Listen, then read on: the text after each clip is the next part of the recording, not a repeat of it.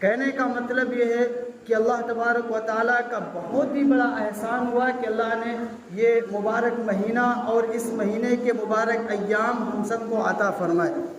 اس مہینے کے دن اور ان مہینوں میں جو شخص عبادتیں اللہ رب العزت کے لیے کرتا ہے، نمازیں پڑھتا ہے، تسبیحات کا اہتمام کرتا ہے، وہ شخص دیگر مہینوں میں اگر عبادت کرے تو اس ثواب کو نہیں پا سکتا جو ثواب اس مہینے کے اندر عبادت کرنے میں بندے کو ملتے ہیں۔ میرے عزیز دوستوں اور ساتھیوں، یہ مہینہ اور ان مہینے کے ابتدائی ایام یہ بڑی برکتوں والے ہیں، بڑی فضیلتوں والے ہیں۔ یہاں تک کہ ایک اور کام ہمیں ان ایام کے اندر کرنا ہے کہ جو شخص اللہ کی تسبیحات کو بیان کرتا ہے، خاص طور سے ان دنوں میں اللہ کی تسبیح کو بیان کرتا ہے، اللہ کی تقدیس کو بیان کرتا ہے، تو اس کی فضیلت اور زیادہ بڑھ جاتی ہے۔ درود پڑھنا، سبحان اللہ، الحمدللہ کا ذکر کرنا، اللہ اکبر پڑھنا، یہ تمام چیزیں اگر کوئی بندہ ان دنوں میں کرتا ہے تو اس کا ثواب اللہ رب العزت کے نزدیک اور زیادہ بڑھ جاتا ہے۔ آپ خود اندازہ لگائیں کہ کس طرح سے فضیلت کے حامل ہیں وہ لوگ۔ تیسرا کام ہمیں جو ان دنوں میں کرنا ہے، اللہ کے رسول صلی اللہ علیہ وسلم نے فرمایا کہ تم میں سے جو شخص قربانی کرنے کا ارادہ رکھتا ہو اور ذی الحجہ کا چاند نکل آئے تو پھر چاند نکلنے کے بعد جو شخص قربانی کرنے کا ارادہ رکھتا ہے تو اسے چاہیے کہ وہ اپنے بال اور اپنے ناخن نہ کاٹے، یعنی بال اور اپنے ناخن نہ تراشے اس وقت تک جب کہ اپنے جانور کی وہ قربانی دے دے۔ یعنی جب وہ شخص اپنے جانور کی قربانی دے دے پھر اس کے بعد وہ اپنے بال بھی کٹوا سکتا ہے، اپنے ناخن بھی کٹوا سکتا ہے۔ یہ بھی ایک خاص مشابہت ہے اور یہ بھی چیز ایک خاص ثواب کی حامل ہے، لیکن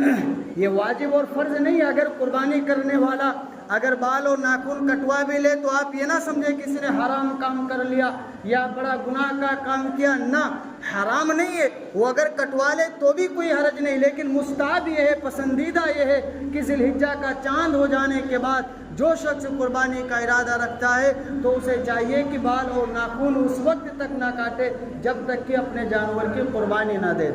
اس لیے ہمیں ان ایام میں ان چیزوں کا بھی خاص خیال رکھنا ہے تاکہ کوئی بھی ثواب ہم سے نہ چھوٹے اور تمام طرح کی فضیلتیں جو اس مہینے میں اور ان ایام میں بیان کی گئی ہیں وہ تمام فضیلتیں ہمیں حاصل ہو جائیں۔ تیسرا کام ہمیں ان دنوں میں یہ کرنا ہے، اللہ کے رسول صلی اللہ علیہ وسلم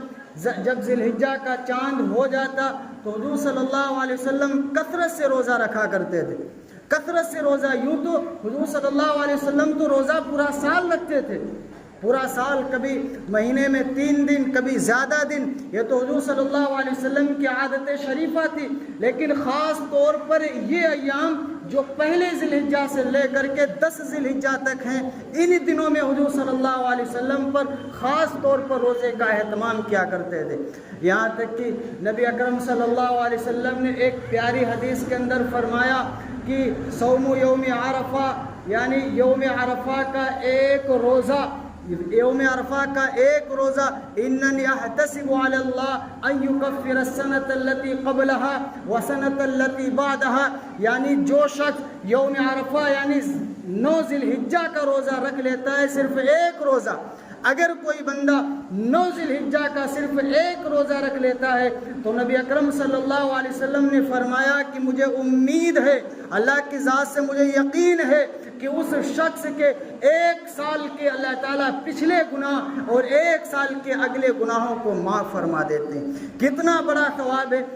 یعنی تمام احادیث کے اندر یہ تو ذکر آیا ہے کہ پچھلے گناہ معاف ہوتے ہیں۔ آپ دیکھیں دیگر جو عبادتیں بیان کی گئیں ان میں یہ تو ذکر ہے کہ پچھلے گناہ معاف ہوتے ہیں، اگلے گناہ شاید ہی کسی حدیث کے اندر فرمایا گیا ہو، لیکن ذی الحجہ کے 9ویں تاریخ کے روزے رکھنے کے بارے میں حدیث کے اندر آتا ہے جو شخص رکھ لے ایک روزہ ذی الحجہ کے 9ویں تاریخ کا رکھ لے تو اللہ کے نبی کا پیارا ارشاد ہے کہ مجھے اللہ کی ذات سے یقین ہے، امید ہے کہ اللہ تبارک و تعالیٰ اس کے 1 سال کے پچھلے گناہ اور 1 سال کے اگلے گناہوں کو معاف فرما دیں گے۔ کتنا بڑا ثواب کا کام ہے! اس لیے ہمیں چاہیے کہ ہم خاص طور پر یوم عرفہ جو 9ویں ذی الحجہ ہے اس روزے کا ہم اہتمام کریں۔ اللہ تعالیٰ کی ذات سے امید ہے اور یقین ہے کہ اللہ تبارک و تعالیٰ وہ تمام ثواب ہمیں عطا فرمائیں گے جس کی طلب اور جس ثواب کی امید ہمیں اللہ تبارک و تعالیٰ کے ذات سے ہوگی۔ اس لیے یہ ایام بڑی اہمیت کے حامل ہیں، ان میں ہمیں خاص طور پر ان تمام فضیلتوں کو سمجھنا چاہیے اور تمام اعمال کرنے چاہیے۔ اللہ تبارک و تعالیٰ ہمیں اور آپ سب کو عمل کی توفیق عطا فرمائے۔ وآخر